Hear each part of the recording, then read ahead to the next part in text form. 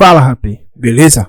Eu sou o Gaspar. O outro mundo na história de Coraline é muito misterioso e assustador, né? E olha só, estão teorizando sobre isso já faz um mó tempão, tipo uns 13 anos. A maioria das teorias se concentra no gato, no da Coraline nunca ter saído do outro mundo e nas coisas bizarras, mas eu acho que as pessoas estão esquecendo de algo, do outro pai e do outro Waibe. A gente conhece o outro pai na primeira vez em que Coraline entra nesse mundo maluco. A outra mãe manda buscar ele para jantar, só que óbvio, a gente sabe que esse não é o pai dela de verdade. Então, nada parece estranho por enquanto, né? Afinal, a gente acabou de ver a outra mãe e já tinha ficado claro que as coisas estavam esquisitas. Agora, quando a gente conhece o outro Waibe, a coisa fica mais estranha. À primeira vista, não parece diferente. Só mais uma pessoa com botões no lugar dos olhos, mas aí que a coisa fica bizarra.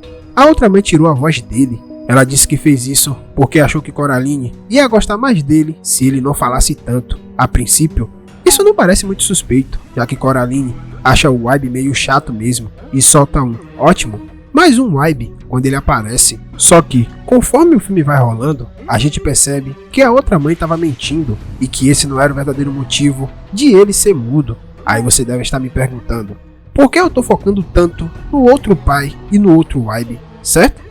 O negócio é que eles são diferentes dos outros personagens do outro mundo, tipo a mãe, o Sr. Bambisky e a Sra. Forcible. Esses três não interagem tanto com a Coraline, então a gente nem precisa se preocupar muito com eles. A gente já sabe que a outra mãe é na verdade uma bruxa-aranha malvada, então não tem muito o que falar dela. Mas o Sr. Bambisky e a Sra. Forcible não interagiram direito com a Coraline, só fazem uma apresentação de longe e quando falam com ela, dizem umas coisas meio desumanas. A Sra. Spink e a Srta. Forcible não dizem uma palavra para a Coraline quando a conhece, e isso me fez pensar que quando o filme fica mais sombrio e a Coraline tem que encontrar os olhos das crianças, os vizinhos ficam meio que bizarros. Tipo, eles adoram doces, tentando fazer a Coraline se sentir melhor só comendo doce, então não é lá tão estranho, certo? Mas aí, quando ela abre um pacote desses doces, os vizinhos aparecem com os monstros de doces e a interação toda deles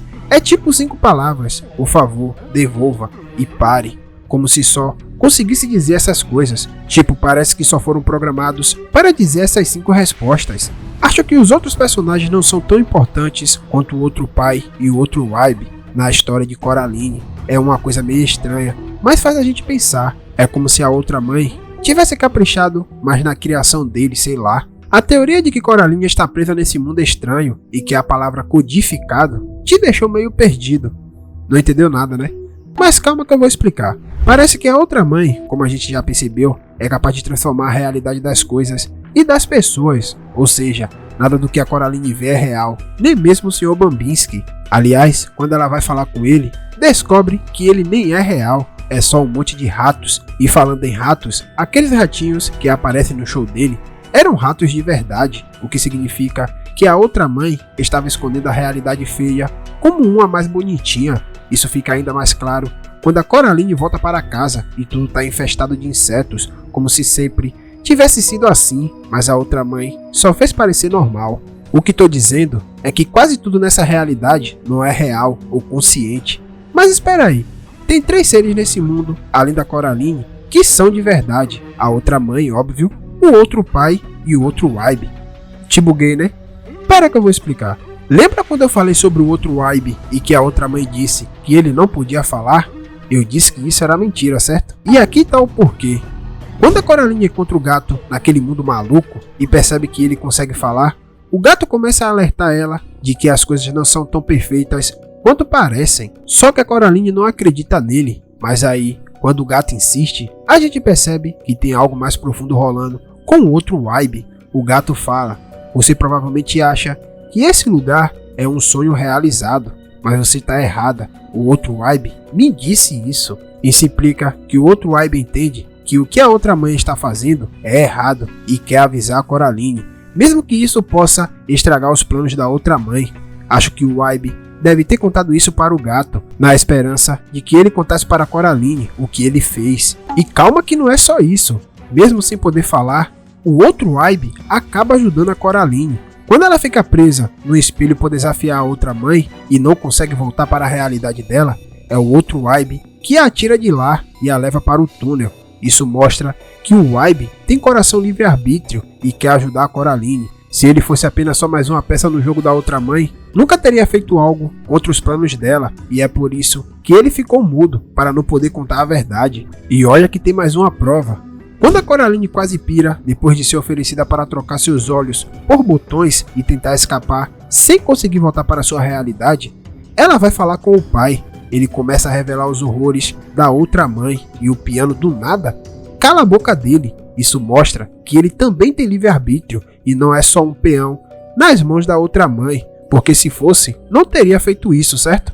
Ele não é só um peão sem cérebros nas mãos da outra mãe, mas que ele tem livre-arbítrio. No entanto, ele não é tão poderoso o suficiente para se rebelar contra ela. Coraline resolve ir atrás do Waibe. Ele responde tipo, nem adianta, deu uma cara feia e a outra mãe não gostou. Isso só reforça que ele não está completamente sob o controle da outra mãe, porque ele fez algo que ela não gostou. A Coraline sai para procurar os olhos e a primeira parada foi o jardim, que estava sendo guardado pelo outro pai, montado no louva-a-Deus voador. Durante a briga, fica claro que ele não quer machucá-la, dizendo desculpa, desculpa, a mãe tá me fazendo fazer isso, não quero te machucar. Nessa briga, percebemos que ele nem tá fazendo nada, o louva-a-Deus é que tá sob o controle da outra mãe, mas isso não o impede de, por livre-arbítrio e com o coração, desmontar o bicho e dar os olhos para Coraline, dizendo, pega. Então, por que o outro Waibe e o outro pai seguem com a outra mãe?